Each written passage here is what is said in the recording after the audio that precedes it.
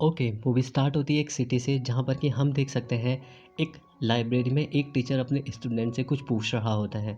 तभी यहाँ पर हम फर्स्ट टाइम इंट्रोड्यूस होते हैं रैकल से, जिससे कि उसके टीचर पूछ रहे होते हैं कि रैकल तुम बताओ कि तुमने क्या स्टोरी लिखी है। तभी यहाँ पर अपनी स्टोरी बताना स्टार्ट करती है रैकल हमें कि उसका घर एक बड़े से मेंशन के बगल में एक एक जो छोटा घर होता है वो रैकल का घर होता है। रैकल हमको बताती है कि जो उसके बगल वाला बड़ा सा मेंशन है वहाँ पर 3 लड़के रहते हैं, आर्टेमिस, अपोलो और एरिस, जिसमें से कि उसके फादर ने अपने तीनों बच्चों के नाम पर अपनी कंपनी का नाम अल्फा रखा होता है। पर इसमें से रैकल को जो पसंद होता है उसका नाम एरिश होता है। पर एक शाम जब रैकल अपने घर पर होती है तो वो अपने विंडो से बाहर देखती है कि कोई है जो उसका वाईफाई यूज़ कर रहा है, वो भी बगैर उसकी परमिशन के। जैसे ही रैकल विंडो पर जाती है तो वहाँ पर देखती कि वो तो वही होता है जिसको कि रैकल पसंद करती है, यानी कि वहाँ पर एरिस होता है। तो यहाँ पर रैकल बोलती है तुम बगैर मेरी परमिशन के मेरा वाईफाई यूज़ नहीं कर सकते। तो यहाँ पर एरिस बोलता है तुम्हें जो उखाड़ना है उखाड़ लो, पर मैं तो यूज़ करके ही रहूँगा। उसके बाद हमें पता चलता है कि वो एरिस को कितना ज़्यादा पसंद करती है। वो एरिस को हर जगह फॉलो भी करती है। और एक दिन जब वो एरिस को फॉलो कर ही रही होती है तो एरिस ये बात नोटिस कर लेता है और वो फिर उसके बाद रैकल के पीछे ही उसके साथ साथ चलना स्टार्ट करता है और वो एक जगह पर रैकल को पकड़ भी लेता है। तब जाके हमें यहाँ पर पता चलता है कि रैकल भी एरिस को कितना ज़्यादा पसंद करती है। तो इन दोनों के बीच बातों बातों में ही नज़दीकियाँ बढ़ना स्टार्ट हो जाती हैं और ये दोनों एक दूसरे के कांटेक्ट में भी आ जाते हैं, जहाँ पर कि अब हम देख सकते हैं कि वो दोनों एक दूसरे को मैसेजेस भी करना स्टार्ट करते हैं। और ये बात रैकल की मदर अच्छे से समझ जाती है, पर रैकल की मदर इसके बारे में कुछ पूछती, रैकल उससे ये सब मना कर देती है। उसके बाद हम देखते हैं कि उसी शाम रैकल के घर पर एरिस आया होता है जो रैकल को सेड्यूस करने की कोशिश करता है। ये दोनों इंटीमेट होते, पर एरिस उसे ऐसे ही हालत में छोड़कर चला जाता है। दूसरी सीन में हम देखते हैं कि रैकल अपने काम की जगह पर होती है जहाँ पर कि उसका दोस्त योशु उसके साथ बात कर रहा होता है। तभी यहाँ पर एरिस आता है और वो उसे बोलता है आज रात मेरे घर पर पार्टी है और तुम चाहो तो वहाँ पर आ सकती हो, और अगर तुम अपने साथ किसी को लाना चाहती हो तो उसे भी ला सकती हो। तभी यहाँ पर रात को रैकल उस पार्टी में जाती है जहाँ पर कि एरिस अकेले बैठा होता है और रैकल उसके पास वहीं जाती है और फिर रैकल उसके साथ इंटीमेट होने की कोशिश करती है, पर यहाँ पर वो पूरे तरीके से इंटीमेट नहीं होती। उसके बाद हम देखते हैं कि रैकल एरिस के छोटे भाई के साथ ड्रिंक करती है और उसने काफ़ी ज़्यादा ड्रिंक कर ली होती है। इस वजह से उसे घर छोड़ने ये लोग आते हैं, पर उसका भाई अपने घर नहीं जा सकता क्योंकि अपने फादर से बहुत डरता है। इस वजह से रैकल उसे अपने घर पर लाती है और वहीं सुला देती है। कुछ टाइम बाद उसे ढूंढते हुए उसका भाई एरिस भी वहाँ आ जाता है, जो पहले तो रैकल को काफ़ी ज़्यादा डांटता है कि क्यों उसने मेरे भाई को ड्रिंक करवाई। तभी यहाँ पर सिचुएशन के अकॉर्डिंग वो सारी बातें समझ जाता है और उसके बाद वो रैकल से बोलता है अब मुझे थोड़ी देर के लिए यहाँ पर सोना पड़ेगा, क्योंकि जब तक मेरे फादर ऑफिस नहीं जाते तब तक मैं अपने घर के अंदर एंटर नहीं कर सकता। उसके बाद ये तीनों उसी बेड में सो जाते हैं। पर जब ये तीनों लोग एक साथ सोए होते हैं तब भी यहाँ पर एरिस फिर से रैकल को सीड्यूस करने की कोशिश करता है, जिससे कि उसे ये सब अच्छा लगता है, पर यहाँ पर ये इंटीमेट नहीं होते। ये वाली बात रैकल अपने फ्रेंड से जाकर बोलती है तो उसके फ्रेंड उस बात का काफ़ी ज़्यादा मज़ा लेते हैं, पर ये यहाँ पर ये बोलती है कि हमारे बीच सेक्स नहीं हुआ था, बस ऐसा कुछ नहीं है। उसके बाद हमें सीन शिफ्ट होता है, दिखाया जाता है कि रैकल के घर पर एक मोबाइल गिफ्ट किया हुआ होता है, जो एरिस ने ही उसे गिफ्ट किया था क्योंकि लास्ट टाइम उसके भाई ने उसका मोबाइल फोड़ दिया था। तो अब यहाँ पर रैकल उस मोबाइल को ले नहीं सकती, इसीलिए वो उस मोबाइल को वापस करने उसी मेंशन में चले जाती है, जहाँ पर कि एरिस के बड़े भाई की पीए उससे बोलती है कि एरिस अपने रूम पर है। और उसके बाद रैकल सीधे एरिस के रूम पर जाती है, जहाँ पर एरिस किसी से बात कर रहा होता है। जैसे वो रैकल को देखता है अपना फ़ोन काट देता है। उसके बाद वो रैकल से बात करना स्टार्ट करता है कि क्यों वो मोबाइल वापस यहाँ लेकर आई, उसका तो मोबाइल फूट गया है तो उसे रख लेना चाहिए था। तभी यहाँ पर रैकल बोलती है कि मैं इस मोबाइल को नहीं रख सकती क्योंकि मेरा मोबाइल अभी अच्छे से काम कर रहा है। तो वो जैसे ही जा रही होती है तो यहाँ पर एरिस रैकल से बोलता है तुम बड़ी ज़िद्दी हो, मुझे एक बार किस भी नहीं कर सकती। फिर ये बात रैकल को भी लग जाती है और वापस आकर वो उसके साथ किस तो करती ही है, साथ में फर्स्ट टाइम वो एरिस के साथ इंटीमेट भी हो जाती है। ये रैकल का फर्स्ट टाइम होता है जिससे कि उसने काफ़ी ज़्यादा एक्सपेक्टेशन रखी होती है, पर यहाँ पर एरिस उसके साथ इंटीमेट तो होता है, उसके बाद उसे पलट कर भी नहीं देखता। इस बात को रैकल काफ़ी ज़्यादा दिल पे ले जाती है और वहाँ से गुस्से के साथ चले जाती है। और जैसे ही वो घर जाती है, वहाँ पर वो अपनी मॉम के साथ भी रूडली बिहेव करती है। उसके बाद हम दूसरे सीन में देखते हैं कि रैकल किसी से बात कर रही होती है। तभी वहाँ पर उसके बॉयफ्रेंड यानी कि एरिस का मैसेज आता है कि उसका पेंडेंट जो गले में पहनने वाला होता है, वो उस रात उसी के घर पर रह गया है। फिर रैकल उसे लेने फिर से दोबारा एरिस के घर पर जाती है, जहाँ पर ये पूल पार्टी कर रहे होते हैं। तभी वहाँ पर एरिस उसे खींचकर स्विमिंग पूल में फेंक देता है, जहाँ पर कि रैकल अब पूरी तरीके से भीग चुकी है। तो यहाँ पर एरिस बोलता है, तुम पहले मेरे रूम पर चले जाओ, वहाँ कुछ कपड़े पहन लो क्योंकि तू भीग गई हो, और वहीं पे मैं तुम्हें पेंडेंट दे दूँगा। जैसे वो उसके रूम पर जाती है, तो यहाँ पर एरिस फिर से उसे किस करना स्टार्ट कर देता है और ये लोग फिर यहीं इंटीमेट हो जाते हैं और यहीं उसके बेड पर भी सो जाते हैं। उसके बाद हम देखते हैं कि नीचे उसके बड़े भाई एरिस के बड़े भाई ने ये सारी बातें अपने फादर के साथ शेयर कर दी होती है। तो जैसे ही एरिस की नींद खुलती है, तो वो जल्दी-जल्दी भागते-भागते नीचे जाता है, जहाँ पर कि उसे सब कुछ पता चल जाता है।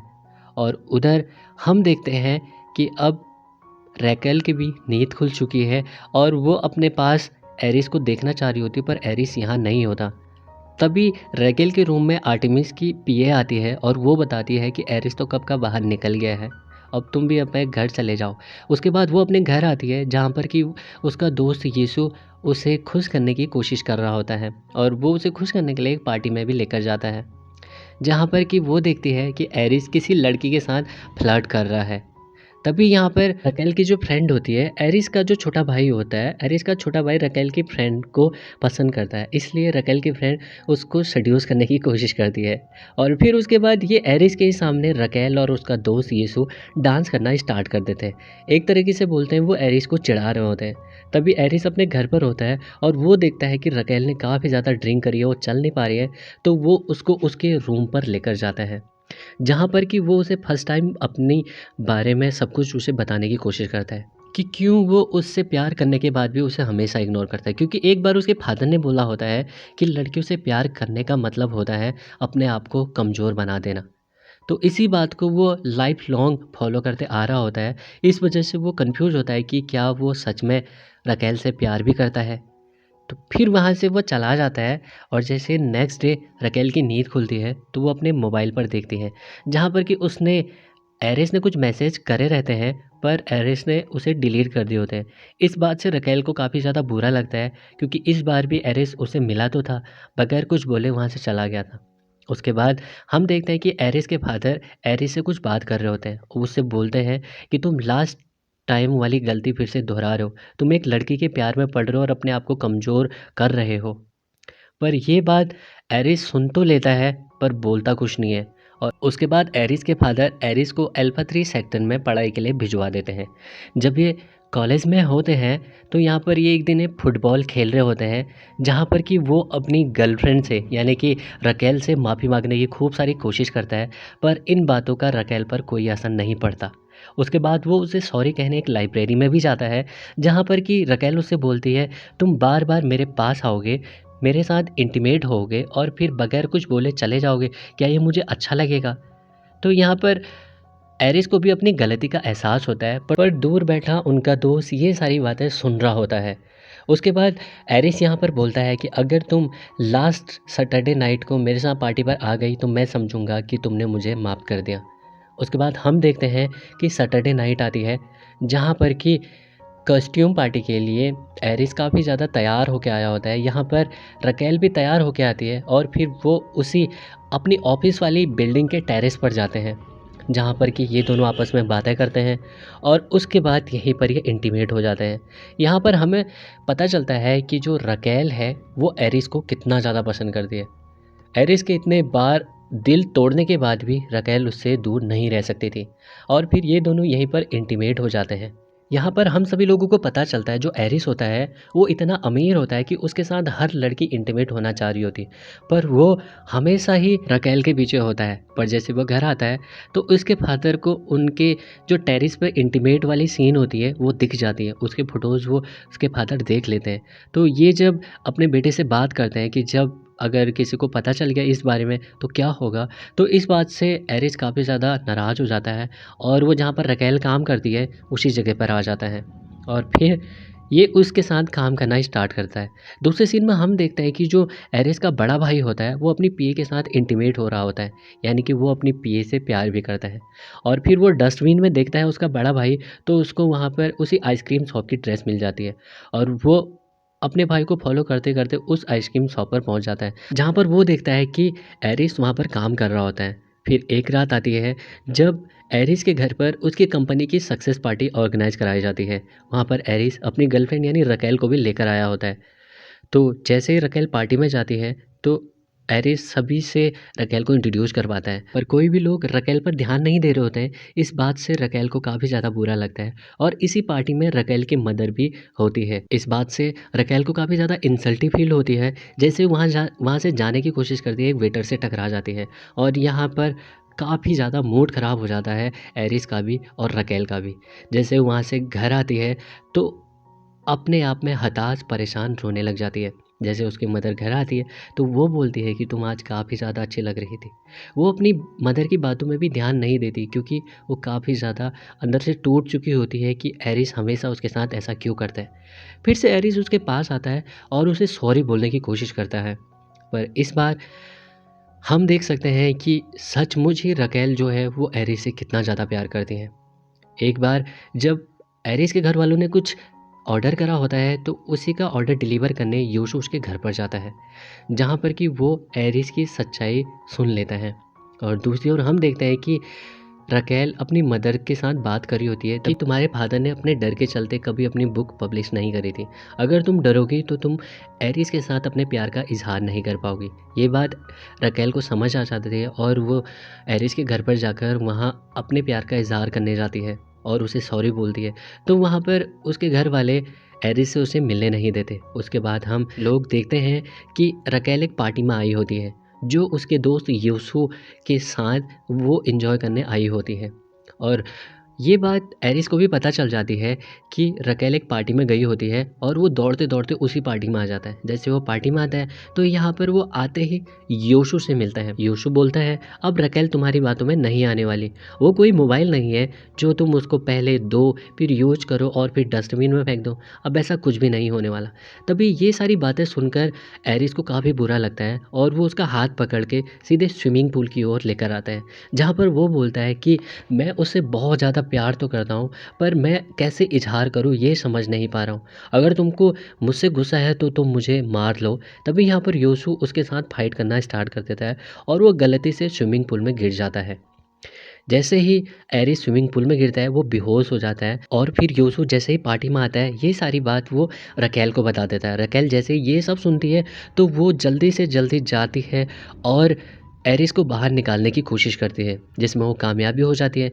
उसके बाद ये एरिस को लेकर हॉस्पिटल जाती है, जहाँ पर कि एरिस के मदर फादर भी आए होते हैं और यहाँ पर रकेल की भी मदर आई होती है। अपने बेटे की ऐसी हालत देखकर एरिस के मदर फादर समझ जाते हैं कि उनको अपना प्रोफेशनल लाइफ और पर्सनल लाइफ दोनों को अलग-अलग रखना होगा। उसके कुछ दिनों के बाद एरिस ठीक हो जाता है, जहाँ पर कि अब हम देख सकते हैं कि एरिस और रकेल में काफ़ी ज़्यादा प्यार है। जिस कॉलेज में जाने के लिए एरिस को पूरी उम्र लग गई थी, जहाँ पर कि उसके फादर एरिस को ये नहीं समझा पाए थे कि उसकी लाइफ के लिए क्या बेस्ट है, अब एरिस ये वाली बात समझ गया होता है, क्योंकि रकेल ने उसे अपने प्यार से सब कुछ समझा दिया था। और दूसरी ओर हम देखते हैं कि जो एरिस का बड़ा भाई होता है एटिमिस, उसकी भी पीए की जो लव स्टोरी होती है, वो अब एक्सेप्ट कर लेते हैं। उसके बाद रकेल अपने बॉयफ्रेंड यानी एरिस को एयरपोर्ट पर ड्रॉप करने जाती है, जहाँ पर कि हमें पता चलता है कि एरिस ने जानबूझ के अपने वाईफ़ाई को ख़राब किया होता है ताकि वो रकेल से बात कर सके।